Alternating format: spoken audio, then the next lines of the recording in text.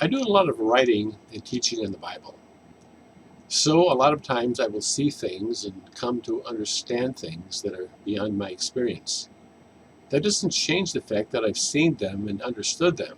It's just that I haven't fully seen them in my life. Sometimes you have to see the next steps before you can take them. Yes, sometimes you're walking in the dark. I've done that for years at times. Other times you see where you need to step. Peter didn't walk on water in the dark. It didn't surprise him that he was now going over the side of the boat. He knew that what he was doing or going to do, and then he did it. It didn't last long, and we don't know if he ever tried that again. But he saw what he needed to do and did it. The verse here is one that we all know about, but we don't know exactly what to do with it. So I'm going to tell you, and myself. The other night I got angry with God, really angry. There were some things I had prayed about for years. Sorry for the lack of details here, but praying for things means that the responsibility for those things happening falls on God. The truth is that often the responsibility falls on us. I know a lot of people don't like to hear that, but I find that conclusion inescapable. In the story here, Mark 9:14 to 28, a man brought his son to the disciples. Teacher, I brought you my son, possessed with a spirit which makes him mute. But whenever it seizes him, it slams him to the ground, and he foams at the mouth and grinds his teeth and stiffens out.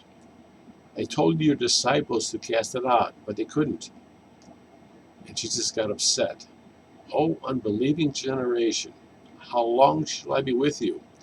How long shall I put up with you? Bring him to me. They brought the boy to him. When he saw him, immediately the spirit threw him into a convulsion, and falling to the ground, he began rolling around and foaming at the mouth. And Jesus asked his father, how long has this been happening to him? And he said, from childhood. It has often thrown him both into the fire and into the water to destroy him. But if you can do anything, take pity on us and help us. And Jesus said to him, if you can, all things are possible to him who believes. Jesus' words mean nothing but that this man and the disciples could have and should have dealt with this already. Did the man pray for his son all these years? Of course he did. The disciples just met them, but they too should have been able to rid the boy of the demon. All things are possible to him who believes. What happens here is that people will say, oh, I tried that, but it didn't work. Like Yoda said, don't try, do. Things usually will not change immediately, either when we pray or believe they will. We read the stories in the Bible of great acts of faith, whether a healing or even raising someone from the dead, but we think these events happened in a vacuum. Maybe you're not at this place yet. Maybe you are. This is where I need to go. I just thought I should share this with you today.